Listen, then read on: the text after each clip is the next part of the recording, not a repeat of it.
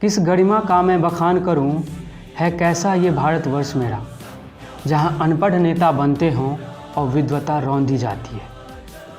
कोई सुनता नहीं है युवानों की, नित दिन हम घुटकर जीते हैं।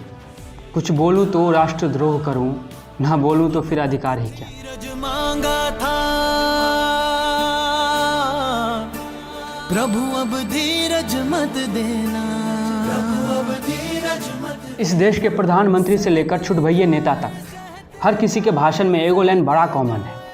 हमारा देश युवाओं का देश है, भारत युवा शक्ति है। मैं उसी युवा शक्ति का एक युवा हूँ जो अब तक बेरोजगार है, जिसके शक्ति को इस देश का तंत्र और सिस्टम हर रोज़ सिरिंज से बाहर खींच रहा है। जब सिस्टम किसी एग्ज़ाम को लेकर कोई नोटिफिकेशन जारी करती है ना, तो यह नोटिफिकेशन हमारे लिए किसी सौगात से कम नहीं होती। ऐसा लगता है मानो अब की बार ये बेरोजगारी का जो ठप्पा लगा है वो हट जाएगा।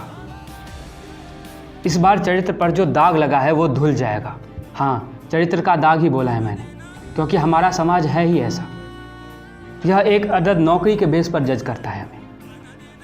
अगर आपके पास एक अच्छी नौकरी है तो आपके किए सारे गुनाह माफ़, क्लीन चिट मिल जाती है आपको।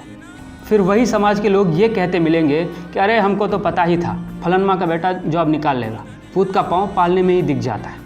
लड़का मेहनती था, मेहनत भी किया तो अच्छा रिजल्ट एबे न करेगा जी। लेकिन भाई साहब, अगर आप एक सरकारी नौकरी लेने से वंचित रह गए तो आप समाज के किसी भी कसौटी पर खरा नहीं उतरते। उसके बाद किसी भी 9 to 5 प्राइवेट नौकरी में इतना दम नहीं कि वो आपके चरित्र का दाग धो सके। उस नौकरी में इतनी ताकत नहीं कि वो आपको समाज की नज़रों में राजेशवा से राजेश और आयुषवा से आयुष बना दे।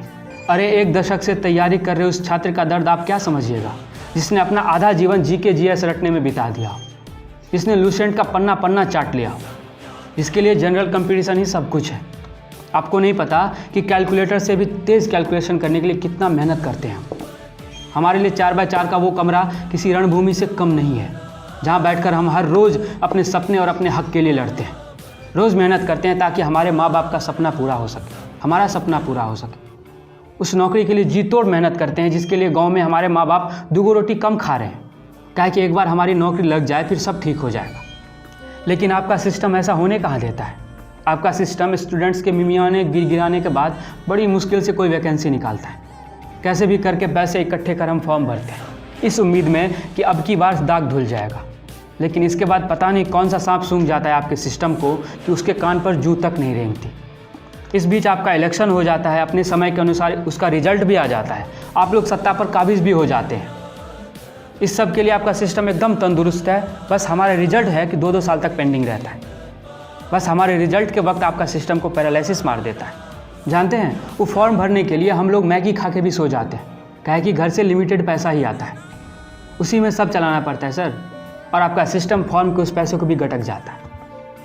आपका सिस्टम या तो एग्ज़ाम नहीं लेता, और गलती से अगर एग्ज़ाम टाइम पर ले भी ले तो उसका रिजल्ट नहीं आता। अरे आपको क्या पता, जब गांव पहुंचते ही हमारे आसपास के लोग हमसे पूछने लगते हैं कि क्या हुआ और कितना दिन लगेगा, इधर कुछ नहीं हो रहा है तो कुछ और काम धंधा कर लो, पूरा जीवन पढ़ते ही रहोगे क्या। ये सब सुन के कैसा लगता है आपको क्या पता है सर? कुछ नहीं पता है आपको। अरे आपको क्या पता, जब घर से पापा का फ़ोन आता है कि बेटा तुम्हारे पढ़ाई में अब हम नहीं सकेंगे, छुटकी का ब्याह भी करवाना है, उसके लिए इंतज़ाम भी करना है, अब अकेले हमसे और नहीं हो पाएगा। बाप को ऐसे बेबस देख जवान बेटे पर क्या गुजरती है नहीं समझिएगा आप। एक उम्र के बाद बाप के पैसे की रोटी हलक से नीचे नहीं उतरता है सर, नहीं घोटाता है।